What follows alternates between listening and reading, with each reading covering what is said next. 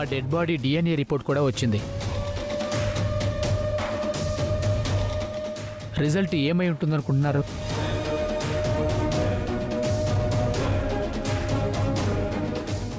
Guess చేయండి. ఆ dead body ఎవరిదై ఉంటుంది? నేను చెప్పనా? రాజీవ్ది.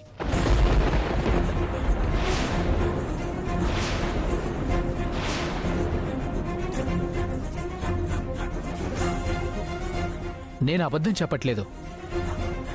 ఫోరెన్సిక్ డిపార్ట్మెంట్ నుంచే వచ్చింది. కావాలంటే చూడండి.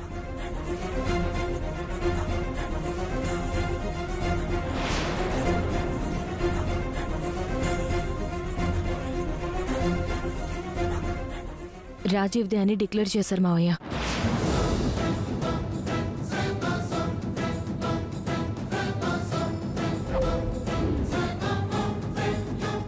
నేను చెప్పేది కూడా అదే కదా మేడం.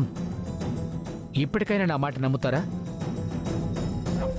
ఇన్ని రోజులు అతను ఏ తప్పు చేయలేదు, అమాయకుడు, మంచోడు అన్నారు.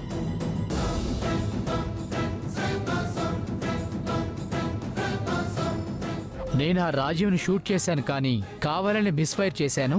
ఆ రాజు బ్రతికే ఉన్నాడు, నాకు టీ ఇవ్వడానికి కూడా వచ్చాడు అని ఇతను కథలు చెప్తే మీరంతా నమ్మారు.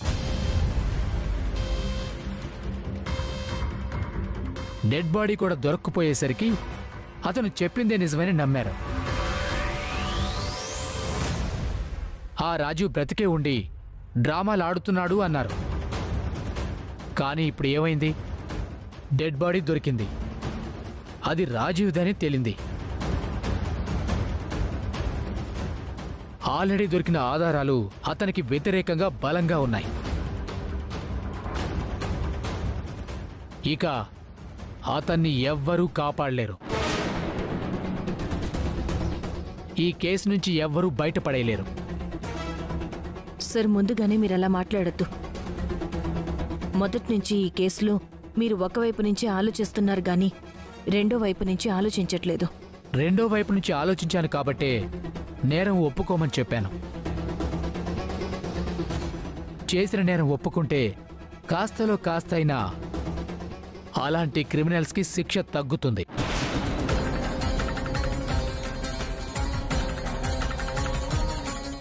సార్, జడ్జిమెంట్ రాకముందే మీరు తనని క్రిమినల్ అని పిలవద్దు సార్. అది కరెక్ట్ కాదు. నేరం రుజువయ్యే వరకు వాళ్ళని అనుమానితులు లేదా ముద్దాయిలనే అంటారు. పాపం, తనంటే మీరు బాగా ఫీల్ అవుతున్నట్టున్నారు.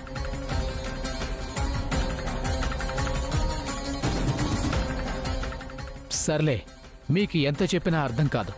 అతనికి మాత్రం శిక్ష పడ్డం ఖాయం.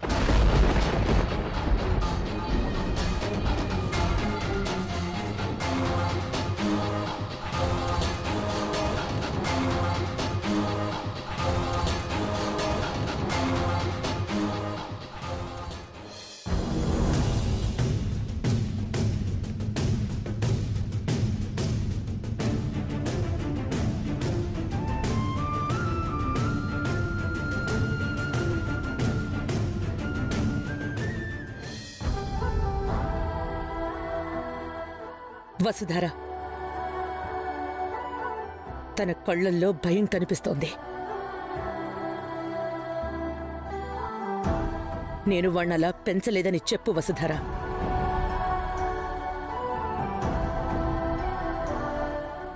ఎలాంటి పరిస్థితుల్లో అయినా, ఎన్ని కష్టాలు ఎదురైనా సరే ధైర్యంగా ఉండమని చెప్పాను.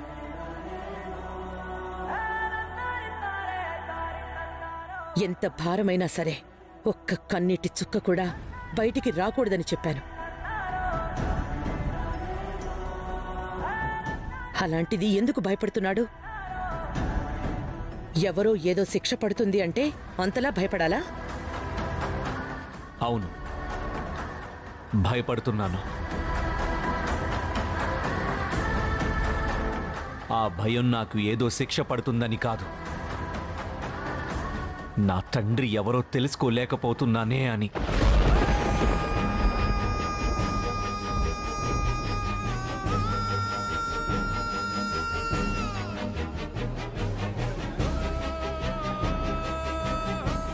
ఒక పక్క జైలు శిక్ష పడి నేను జైల్లో ఉంటే భవిష్యత్తులో కూడా నా తండ్రి ఎవరో తెలుసుకోలేనేమో అని. మీరు ఆ విషయంలో ఎలాంటి భయాలు పెట్టుకోకండి. అతిథి శైలేంద్ర మిమ్మల్ని చూశాడా? అవునమ్మా, చూశాడు, మాట్లాడాడు కూడా. నేను వాడిని జాగ్రత్తగానే ఫాలో అవుతూ వెళ్ళానమ్మా. నా ఫేస్ కనిపించకుండా హెల్మెట్ కూడా పెట్టుకున్నాను. కానీ వాడు ఎలా కనిపెట్టాడో ఏంటో. ఒక ప్లేస్కి వెళ్ళి సడన్గా కనిపించకుండా పోయాడు. నేను వాడి కోసం వెతుకుతుంటే సడన్గా నా ముందుకొచ్చి ప్రత్యక్షమయ్యాడు. అంటే తనకి మన మీద డౌట్ వచ్చినట్టేనా? 100%.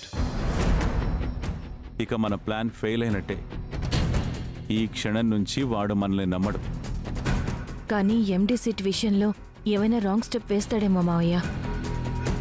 లేదమ్మా, వాడికి ఎండీ సీటు మీద ఆశ ఉంది, కాదనను. కానీ ఒక్కసారి డౌట్ వచ్చిన తర్వాత కూడా అంత ఈజీగా మనల్ని నమ్మేంత వెర్రిబాగులోడు కాదు. జగత్కంత్రిగాడు వాడు. రేపు మనం వాడికి ఎండీ సీట్ ఇచ్చినా దానిలో ఏదో మతలబు ఉందనుకుంటాడు. ఖచ్చితంగా తీసుకోడు. యుద్ధంలో ఒకానొక స్టేజ్కి వచ్చిన తర్వాత ఎవరి వ్యూహాలు వాళ్లకుంటాయి. అలానే ఇప్పుడు మన ప్లాన్లు మనకున్నట్టే వాడి ప్లాన్లు వాడికి ఉంటాయి కదా. మనం ఆఫర్ చేస్తే ఎండీ సీట్ తీసుకోడు గాని వాడి ప్లాన్ ప్రకారం కుట్రలు చేసి తీసుకుందామని అనుకుంటాడు. ఇదంతా సరే మావయ్య, రాజీవ్ విషయంలో ఏమైనా క్లారిటీ వచ్చిందా? శైలేంద్ర మిమ్మల్ని కలిసినప్పుడు ఏం మాట్లాడాడు? వాడు ఫస్ట్ నన్ను అడిగాడమ్మా, ఇక్కడేం చేస్తున్నారు బాబాయ్ అని. రాజీవ్ బ్రతికున్నాడనే డౌట్తో వెతుకుతున్నాను అని చెప్పాను. అదే ప్రశ్న వాణ్ణి అడిగితే నేను కూడా రాజీవ్ కోసం వెతుకుతున్నాను బాబాయ్. వాడు కూడా అదే సమాధానం చెప్పాడు. నాకైతే ఒక క్లారిటీ వచ్చిందమ్మా. రాజీవ్ ఎక్కడున్నాడో ఖచ్చితంగా శైలేంద్రకి తెలిసే ఉంటుంది అని. కానీ చిక్కడు దొరకడులాగా ఈ శైలేంద్రగాడు నిజం బయట పెట్టడు, ఆ రాజీవ్ గాడు దొరకడు. మనం ఆలోచించిన దానికంటే వాళ్ళు ఒక స్టెప్ ముందుగానే ఆలోచిస్తున్నారు మావయ్య. వెదవలు కదమ్మా వాళ్ళు. ఇలాంటి క్రిమినల్ విషయాల్లో ముందుగానే ఉంటారు. మనం చేసే పని వాళ్ళకి ముందే తెలుస్తున్నట్టు, మన ప్లాన్స్ అన్నీ వాళ్ళకి ఎవరో చెప్తున్నట్టు అన్నీ లాస్ట్ మినిట్లో ఫెయిల్ అవుతున్నాయి.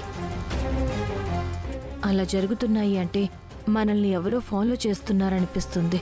ఎవరు ఫాలో చేస్తారమ్మా?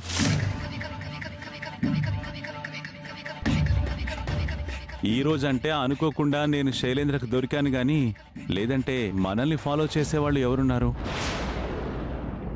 నాకెందుకో రాజీవ్ బావే ఫాలో చేస్తున్నాడేమో అనిపిస్తుంది మావయ్య. వాడికి ఇప్పుడంత సీన్ ఉందా?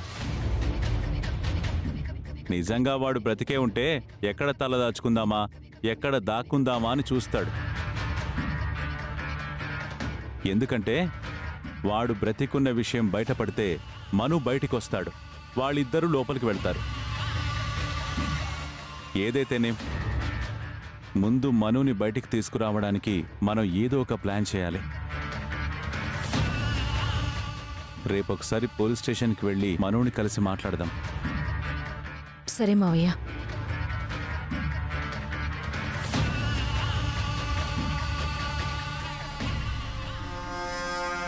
నీ గెస్ కరెక్టే బంగారం. నువ్వు అనుకున్నట్టుగానే నిన్ను ఫాలో చేస్తున్నాను. నిన్నుగాక ఇంకెవరిని ఫాలో చేస్తాను? నాకింకెవరూ లేరు కదా. కానీ ఇక నుంచి ఈ దాగుడు మూతలకి ఫుల్ స్టాప్